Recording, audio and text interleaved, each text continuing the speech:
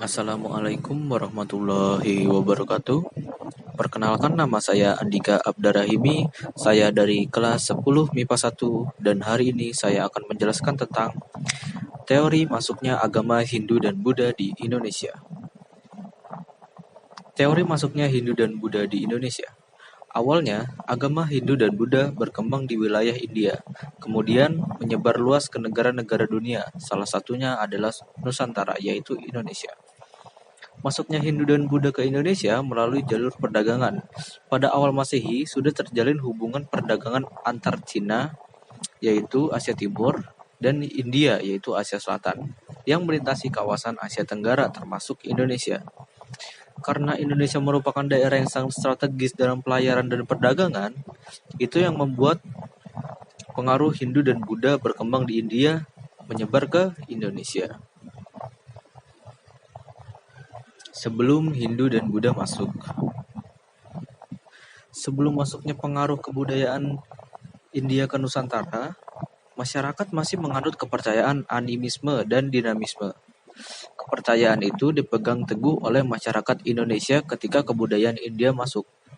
Dimulai sekitar abad ketiga, di mana pada masa itu masyarakat Nusantara belum mengenal agama dan masih menganut kepercayaan animisme dan dinamisme.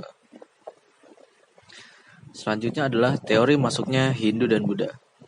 Banyak teori dan opini yang diberikan para ahli sejarah tentang masuknya agama Hindu dan Buddha ke Nusantara.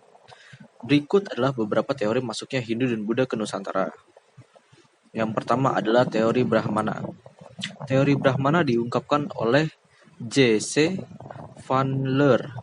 Dia menyatakan bahwa agama dan kebudayaan Hindu-Buddha yang datang ke Nusantara dibawa oleh golongan Brahmana. Itu adalah golongan agama. Mereka sengaja diundang oleh penguasa waktu itu. Ini didasarkan pada pengamatan terhadap sisa-sisa peninggalan kerajaan bercorak Hindu-Buddha, terutama pada prasasti-prasasti yang menggunakan bahasa Sanskerta dan huruf Pallawa.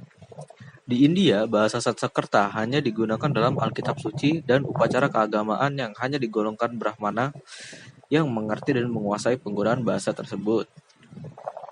Yang kedua adalah teori kesatria. Dalam teori kesatria menyatakan jika masuk agama dan kebudayaan Hindu-Buddha ke Nusantara dibawa oleh para kasta kesatria.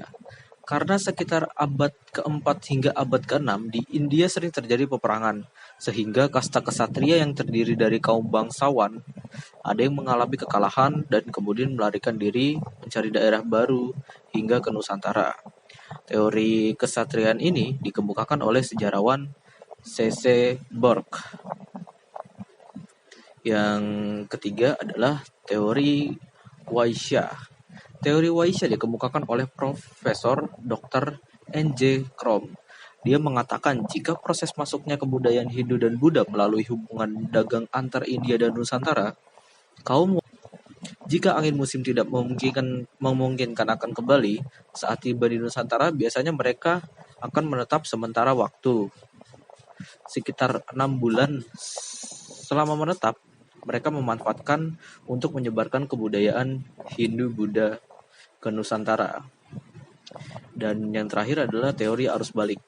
Dalam teori arus balik ini menyatakan banyak orang Nusantara yang sengaja datang ke India untuk berziarah dan belajar agama Hindu-Buddha. Setelah kembali ke Nusantara, mereka menyebarkan ajaran Hindu-Buddha ke masyarakat. Teori ini dikemukakan oleh F.D.K. Bos. Teori arus balik juga didukung oleh pendapat Van Leur.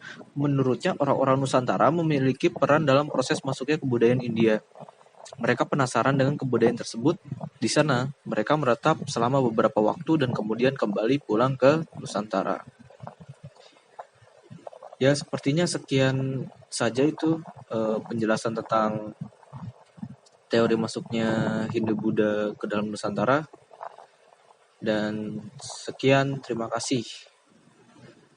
Saya Andika Abdarrahimi dari kelas 10 MIPA 1. Wassalamualaikum warahmatullahi wabarakatuh.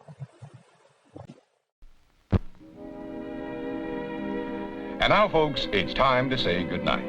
We sincerely appreciate your patronage and hope we've succeeded in bringing you an enjoyable evening of entertainment. Please drive home carefully and come back again soon. Good night.